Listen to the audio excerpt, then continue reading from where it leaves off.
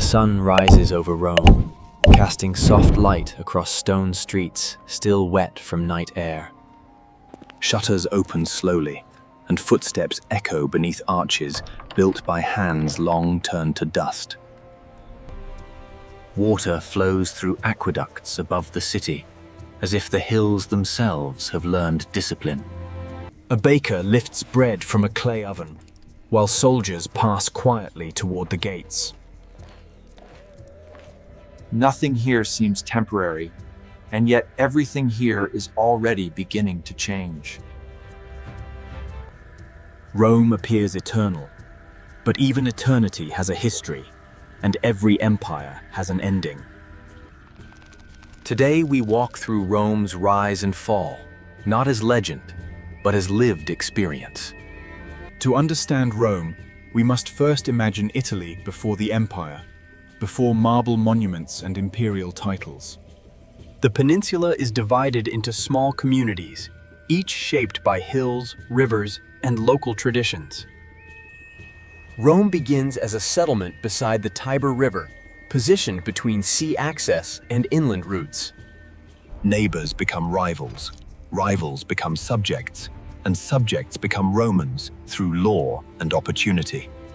Records suggest Rome's earliest centuries are shaped by kings, then by a republic led by elites.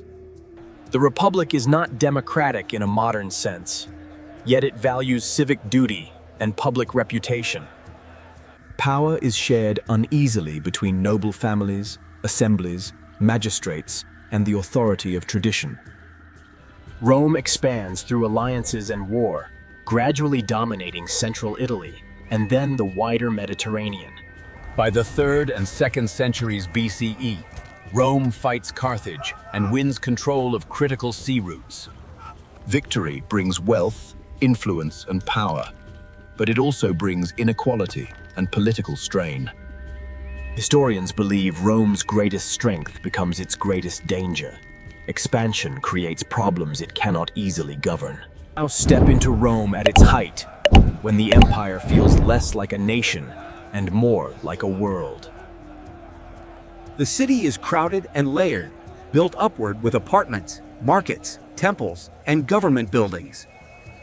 Streets twist between stone walls, where sunlight falls in narrow strips and sound travels quickly. At intersections, fountains provide water, while vendors sell olives, clothes, pottery, and warm bread. The smell of smoke, animals, spices, and sweat hangs constantly in the air.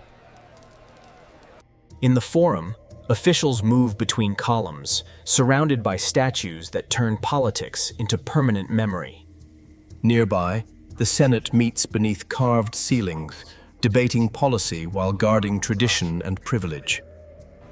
Across the city, the Colosseum rises like a mountain of stone, built to impress and intimidate.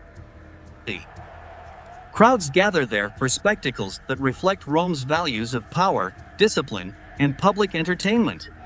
Yet Rome is more than its capital, because the empire stretches across continents and climates. In Gaul, roads cut through forests, connecting forts, towns, and agricultural estates.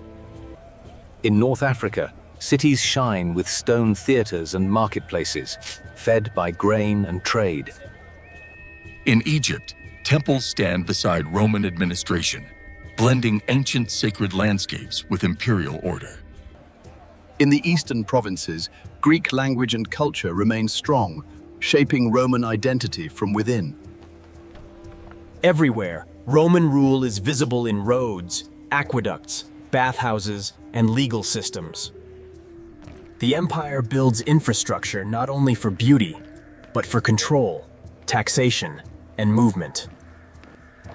A traveler can move from Spain to Syria using paved roads, bridges, and guarded routes.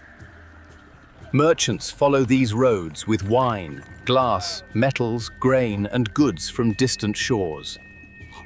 Soldiers follow them too, stationed at frontiers where forests and deserts define the edge of Rome's power. At Hadrian's Wall in Britain, Cold winds strike stone defenses built to separate empire from wilderness. Along the Rhine and Danube, forts stand like watchful eyes, facing tribes beyond Roman administration. The empire's borders are not walls everywhere, but networks of influence and military presence. Some live in villas with mosaics and gardens, where fountains whisper through warm afternoons. Others live in cramped apartments, climbing staircases that smell of oil lamps and cooking fires. Enslaved people work in homes, mines, farms, and workshops, forming the hidden foundation of prosperity. Public baths offer shared spaces where citizens gather for conversation, hygiene, and a sense of community. Religion fills the city with rituals, temples, household gods, and festivals marking seasonal time. Over time, new faiths spread through the empire, including Christianity, carried by travel and urban networks. Historians believe Rome's success depends on a balance between force, law, and cultural adaptation. The empire does not erase local identities completely, but it reshapes them through citizenship and administration. This is Rome's genius. It builds unity without demanding sameness, at least for a time. Rome's transformation from republic to empire begins with a crisis of power and ambition. As Rome expands, generals gain loyalty from soldiers who depend on them for land and reward. Political competition becomes violent, and institutions struggle to control men who command armies. Julius Caesar's rise is part of this story, not as a single cause, but as a symptom. After civil wars, Augustus establishes imperial rule, presenting it as restoration rather than revolution. The empire becomes stable for long periods, yet stability depends heavily on leadership and succession. When succession fails, power becomes a prize, contested by force rather than law. Historians describe cycles of strong emperors, followed by crises, rebellions, and internal conflict. Meanwhile, the empire faces practical challenges created by its own size. Governing distant provinces requires communication across months of travel and unpredictable conditions. Frontiers demand constant military funding, and armies require pay, supplies, and political attention. The economy depends on taxes and trade, but disruptions can spread quickly through connected systems. Plagues strike at different times, reducing population and weakening labor and military recruitment. Records suggest the Antonine Plague and later outbreaks leave deep marks on imperial stability. Inflation and coin debasement appear, reflecting pressures on the state's ability to finance itself. The 3rd century brings one of Rome's most severe crises, with rapid imperial turnover and civil war. Some emperors rise and fall within months, supported by legions rather than broad legitimacy. Yet even in crisis, Rome adapts, showing resilience built into its administrative structure. Diocletian reforms the empire, dividing authority to manage complexity and defend borders more effectively. Constantine later reshapes the empire again, supporting Christianity and founding Constantinople as a new capital. This shift reflects the growing importance of the eastern provinces, wealthier and more urbanized than the West.